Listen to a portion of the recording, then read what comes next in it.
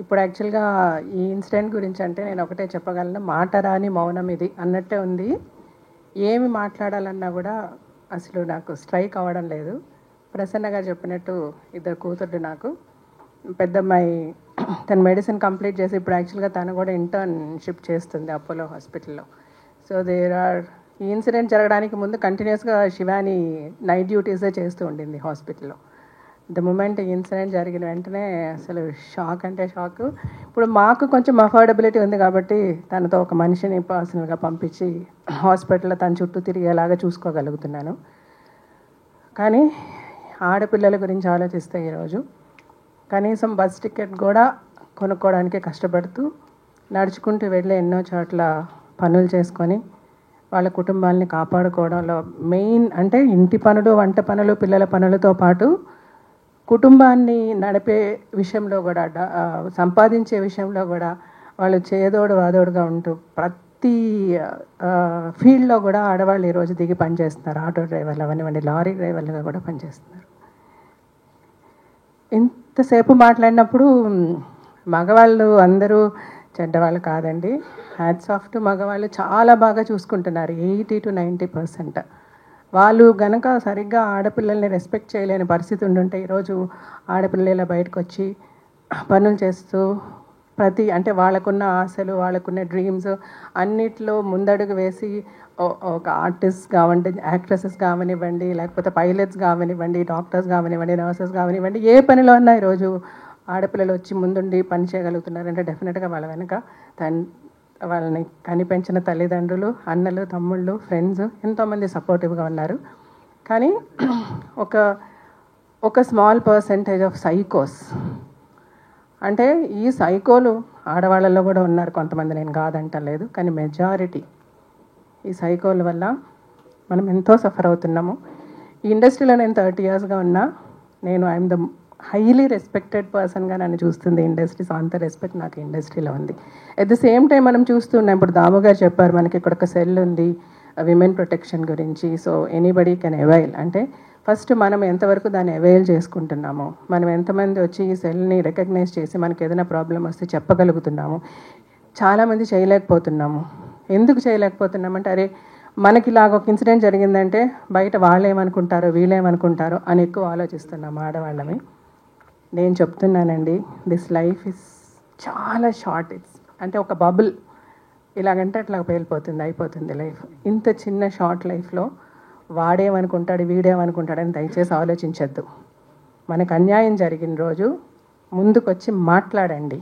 ఏ ఫీల్డ్లో ఎవరున్నా సరే ఒక మాట అన్నా మనం పడాల్సిన అవసరం లేదు. మన వెనక ఒక మగవాడు మనల్ని అవమానిస్తే 10 మంది మగవాళ్ళు మన వెనక ఉన్నారు మనల్ని సపోర్ట్ చేయడానికి.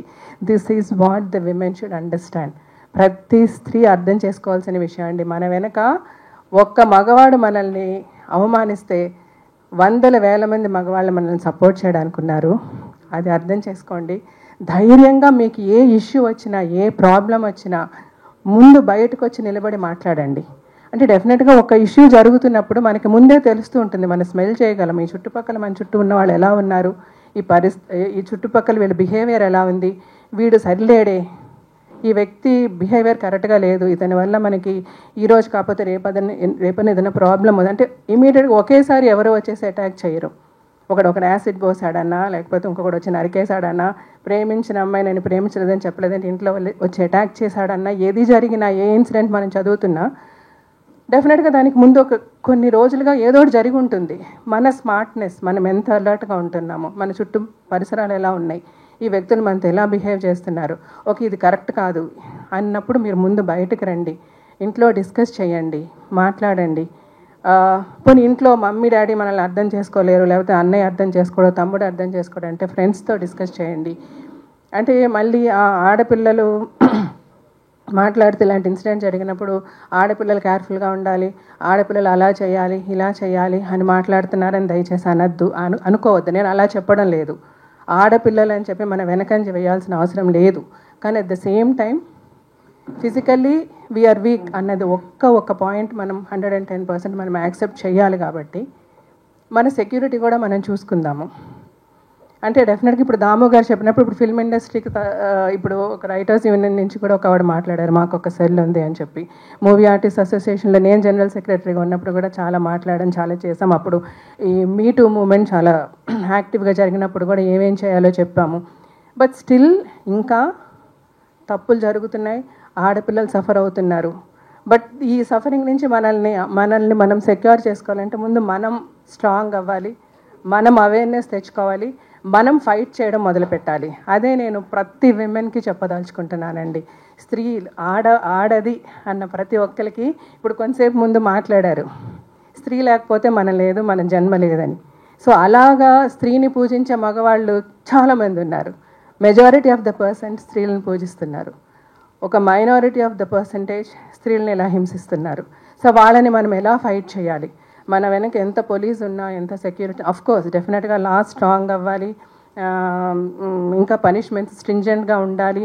ఇలాంటివన్నీ జరిగినా ఓకే, ఒకరిని మనం ఉరి తీసేసాము, నరికేసాము, రాళ్లతో కొట్టి చంపేసాం, అది చూసిన ఇంకొక సైకోకి ఇంకా వాళ్ళ సైకోయిజం పెరుగుతుందా, వాళ్ళ మార్పు వస్తుందా? డెఫినెట్గా వాడైతే భయపడ్డా, ఓ ఈ ఆడదానాలు నాకు ఇలా జరిగింది కదా అంటే వాడి మైండ్ సెట్స్ మెంటల్ ఇల్నెస్. ఆ మెంటల్ ఇల్నెస్ని మనం ఫైట్ చేయగలగాలి.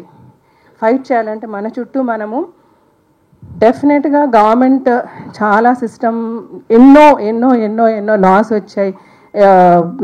ఎంతో పోలీస్ సైడ్ నుంచి కానీ వాళ్ళ మనకి ఫోన్ నెంబర్స్ ఇచ్చారు, రకరకాలుగా విమెన్ ప్రొటెక్షన్ గురించి రకరకాలుగా ప్రతి ఆర్గనైజేషన్స్ ప్రతి ఇండస్ట్రీలో చాలా సెక్యూరిటీ మెషర్స్ తీసుకుంటున్నారు. Because there are n number of sensible men who want women to be safe. ఆ సేఫ్టీ మెషర్స్ అన్నీ మనం ఫాలో చేస్తూ మనల్ని మన చుట్టూ కూడా సెక్యూర్ చేసుకుంటూ we should all definitely fight for it. ఇది సుప్రియ తన ఇనిషియేటివ్ తీసుకున్నందుకు నేను ఐ ఫెల్ట్ వెరీ నైస్. తను నాతో చెప్పినప్పుడు నాకు చాలా మనసులో బాధ ఉండింది. ఫస్ట్ చూసిన వెంటనే ఏదో ఒకటి చేయాలి అని అనిపించింది. సరే ఏం చేస్తాం అని ఆలోచించినప్పుడు మళ్ళీ అగైన్ సరే ఫస్ట్ నా కూతురు శివాని, ఓకే నువ్వు ఇలా ఉండు, శివాత్మికి ఇలా ఉండని నేను మాట్లాడాను. నాకు తెలిసిన ప్రతి శివాని ఫ్రెండ్స్ గురించి నేను వాళ్ళందరితో చెప్తూ ఉంటా, మీరందరూ ఒక గ్రూప్గా ఉండండి అమ్మా. ఒకవేళ ఎవరైనా ఏదైనా బయటికి వెళ్ళి ఏదైనా ఇంటర్వ్యూస్కి సపరేట్గా వెళ్తున్నారు అనుకోండి, ట్రై టు బీ, మీరు ఒక గ్రూప్ చేసుకుంటారు కదా, గ్రూప్ కాల్లో ఉండండి, వీడియో కాల్లో ఉండండి, ఆర్ అట్లీస్ట్ ఫోన్ కాల్లో. మీరు ఇక్కడి నుంచి అక్కడికి ట్రావెల్ చేస్తున్నారు, 5 నిమిషాలే 10 నిమిషాలని కూడా అనుకోవద్దు. 5-10 నిమిషాలు కూడా ట్రై టు బీ. కొంచెం లేట్ నైట్ ఏదైనా మీరు రిటర్న్ వస్తున్నారు, ఎవరితోనన్నా ఫోన్ కాల్లో ఉండండి, సమ్ ఆఫ్ యువర్ ఫ్రెండ్స్ ఇట్లాగా. అంటే these are some basic things I'm telling. ఇది ఆడపిల్లలకి వీక్నెస్ అనో లేదా ఆడపిల్లల్ని మీరు తక్కువగా చూస్తున్నారు, ఆడపిల్లలు అలా నేను చెప్పటం లేదు. ఆడపిల్ల బయటికి రావాలి. మనకి పురాణ కథలు వింటే కూడా కాళీమాత గురించి చదివాము, లేకపోతే వారాహిమాత గురించి చదువుతున్నాము, రాక్షసుల్ని చంపించిన ఎంతోమంది దేవుళ్ళని మనం చూస్తాము. అప్పటి నుంచి మనల్ని ఎడ్యుకేట్ చేస్తూనే ఉన్నారు. ఎగ్జాక్ట్లీ, బేటీ బనావో షేర్ అని చెప్తున్నారు ఆయన. ఎగ్జాక్ట్లీ. సో ఆడపిల్లలు ఏ విధంగానూ తక్కువగా ఉండాలని నేను అనడం లేదు.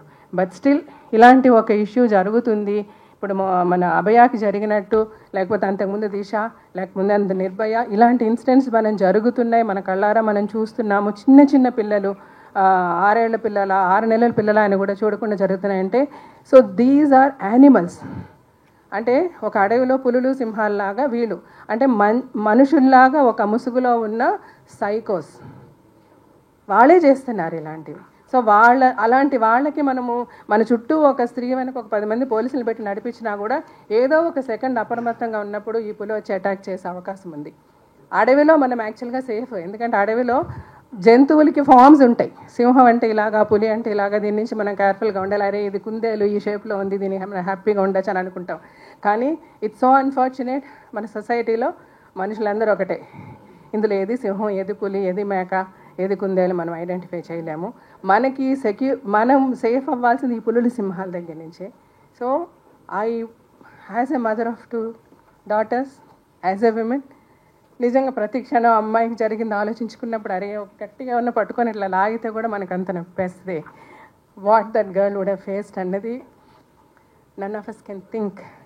మై హంబుల్ రిక్వెస్ట్, అందరూ try to make yourself safe, protect yourself. గవర్నమెంట్స్కి కానీ ఇప్పుడు మా ఫిల్మ్ ఇండస్ట్రీతో కూడా అందరికీ నేను మా హంబుల్ రిక్వెస్ట్, మీరు అందరూ చాలా మర్యాదగా, చాలా ప్రతిసారి ఏ ఇష్యూ వచ్చినా చాలా, ఇప్పుడు రీసెంట్గా మలయాళం ఇండస్ట్రీ గురించి చదువుతున్నాం, అది చాలా సో అన్ఫార్చునేట్, అది చదివినప్పుడు నేను చాలా బాధపడ్డా.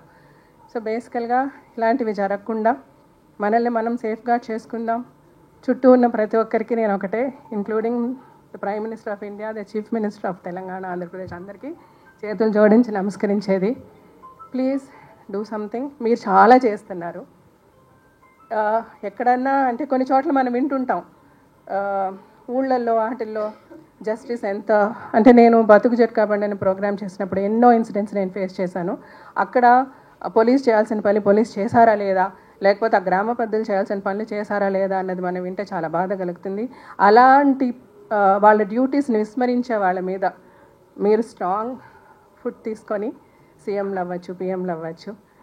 Please safeguard women, and the women, please take care, save yourself. Thank you.